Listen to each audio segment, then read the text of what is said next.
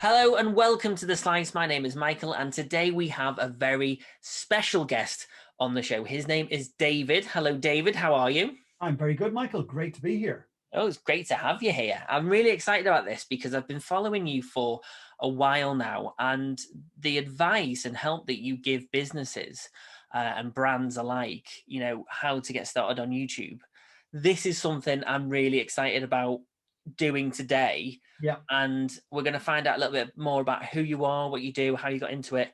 So, the one rule of the show is simple. There is 10 minutes. Yeah. Once that 10-minute timer has gone, Yeah. that's the end of the conversation. Does that sound Okay. good? Okay, let's go. What are you waiting for? Right. Well, We've only got exactly. 10 minutes. Come on. So, the 10-minute timer has started. So, first of all, tell me a little bit about who you are for those that don't know anything about you. Yeah. So my name is David Walsh. I am a YouTube strategist. So I help businesses use YouTube to get more sales conversations and get qualified clients into their business. And how did you get into that? I mean, when did you decide to go straight into being a YouTube strategic coach? Okay, so I will give you the very abbreviated version because we've only got 10 minutes. So back in January 2013, I had a web development business. I was doing high-end membership sites.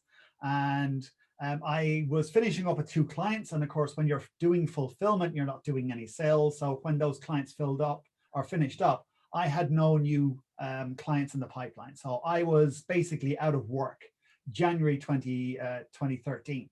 At the time, my other half, she wasn't working as well. She was a contractor in the fashion industry. So both of us were unemployed. So I was beginning to, spiral a bit that I'm supposed to be a great marketer or whatever type thing. And I'd let, my pipeline just not, there was nothing in the pipeline. There was no sales coming through. So I had not done my job really as a business owner. So one day I was lying in bed and Lena said to me, it's like, get out of bed, go for a run, get out and clear your head. I know you need to do some exercise. You haven't exercised in a couple of days. Get out, go for a run, clear your head. And I says, okay. So put my stuff on, went for a run. So as I was going for a run, I was asking myself, well, how could I let this happen? I'm supposed to be the breadwinner here. How could I not, do my job? But as I went for a run, the endorphins kicked in. So I asked a better question. So I began to say, well, what worked before that I got clients in? And it's like, ooh, that sort of a light bulb moment went off. And I realized I put 4 videos up on YouTube. Those 4 videos brought in 4 clients. For some reason, they all came from San Diego. I have no idea why, but they brought in 4 clients and it was worth about 10 grand's worth of business. So when that light bulb went off, I swiftly turned around, raced home and said, right, I've got to do this YouTube thing and continue to do that. But I couldn't do membership sites or product launches because I would have about 15, 16 videos and then I'd be stuck. So it wasn't sustainable to create content about those topics. So I noticed there wasn't anybody really doing the much on the YouTube side of things, the how-to YouTube space. So I said, I'll just do that. I can learn it in the morning, do the video in the afternoon, and publish it in the evening. And that's what I did. So February 19th, I uploaded my first video on how to YouTube and got 1,500 views on the first day, 75 subscribers, new subscribers on the first day. Wow. And then build it up to 10,000 subscribers in 10 months and then 100,000 subscribers in just over 3 years. Wow. So you've been busy then. Yeah, a little bit. And how have you found that? How have you found embracing video has changed the way you actually do business? It's very interesting. And the thing is, you can't hide with video. Like some people might be great actors and they might be able to put on a persona, but the thing is, after a while, people will sense it. People will sense emotions and they'll sense how people are on camera, even though they might be millions of miles away or the video might be tens of years old or whatever. But people can sense other people through the lens. And that's what I love about it is the authenticity that it can give to people. And time again, you'll hear people who have like put videos out there in the business setting and customers, or people they've never met before will go into their business and say, I feel like I know you.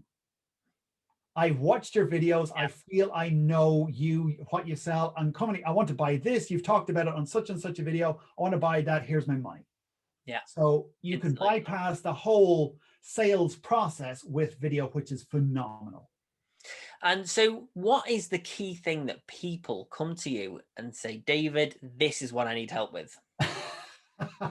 Everything. Getting Wow. views, growing their channel, getting subscribers, getting people off of YouTube into their business. So from end to end, basically, is what people come to us for. And also, I suppose, some people, I mean, as a filmmaker myself, I come across a lot of people that don't want to embrace video at all. Yeah. And do you ever have anybody that comes to you at that level and says, I get video, but I'm scared of doing that? Or have they already made that decision before they approach you? Yeah, it's not our job to sell people on using video. If they don't already embrace, I need to be on camera, then we can't work with them. Yeah. We can bring the horse to water, but unless that horse drinks, we're stuck.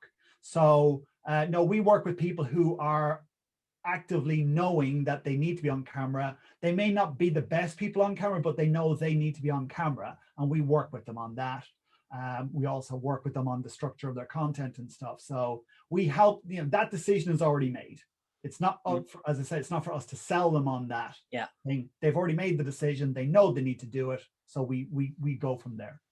And tell me a little bit about the success stories once they've come to you, once they've finished with that training. What successes do people find that they have with their business?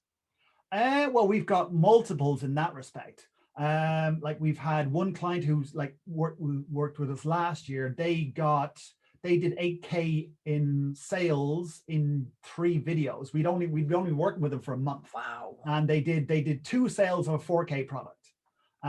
They put up 3 videos on their YouTube channel, and somebody watched the video, found their number in the description, rang them up and say, hey, I want to buy such and such a product, $8,000 straight away. Wow. So you don't have to spend a lot of time building up your YouTube channel to actually get sales.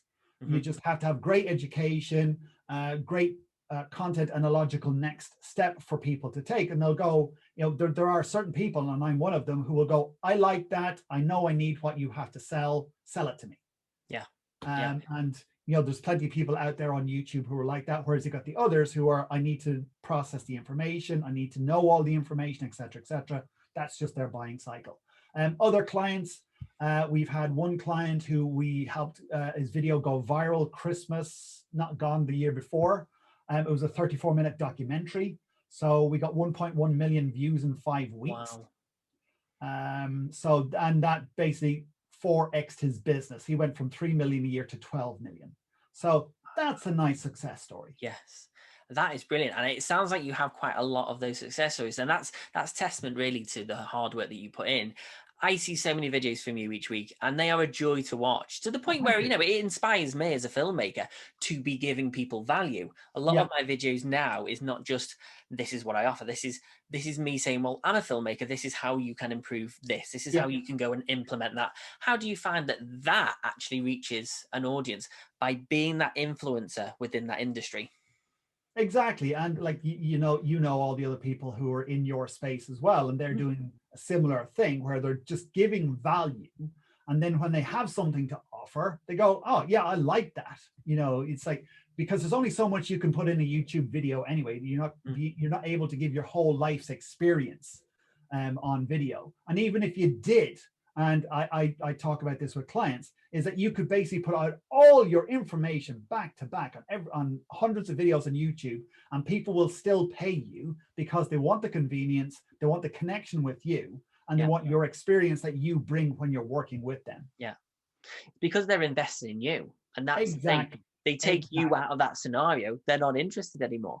Exactly. But so how do you find, looking back now from that moment of change, looking back, how do you look back and think, wow, this is all crazy? Did you expect it was going to blow up as big as it has?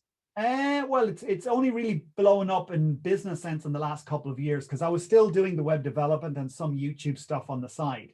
And it wasn't until I joined a mastermind 2-3 years ago, that they said, drop the development stuff, just focus on being Mr. YouTube, just do the YouTube thing, that's it. And I was tentative that I could put all the eggs in the YouTube basket, because the web development was still bringing in a couple of grand a month. For me, it was still the main breadwinner. But once I, sort of put that to the side, or put less emphasis on that and focus on the YouTube stuff, that's really when business really blew up. Good. And I'm really made up for you, because I followed your story now for a good year, and I get so much value from a filmmaking point of view. There's a lot of stuff that you cover that I'm like, yeah, I get where he's going with that. But even I struggle with YouTube. Like we said before the show today, I have 10,000 subscribers, but not a lot of them actually engage. Yeah. That is probably one of the hardest things, isn't it? You can be great at there you go. Do you know what? I knew that was going to happen. I knew that was going to happen. But I think, to be fair, you did very well in the fact that you got a lot of content out there. Thank you very much. How did you find it? That was fine. Yeah. Did you enjoy it? I talk fast anyway, so it's nothing new for me. There is absolutely nothing wrong with that. But no, honestly, thank you so much for coming on. And I do hope that we can get you back in the future. I know how busy you are, but there's so much stuff I wanted to ask you, but that is the rule. I can't break the rule. Well, your rules, you're the only one who can break it. Yeah, this is very true, but it wouldn't be fair on everyone else. But however, thank you very much for coming on to the show. If anybody would like to watch any previous episodes, you can head over to youtube.com/Take the Cake Pro. If you would like to see any of the latest videos, then don't forget to hit the subscribe button. Thank you so much for watching, and I'll see you all soon.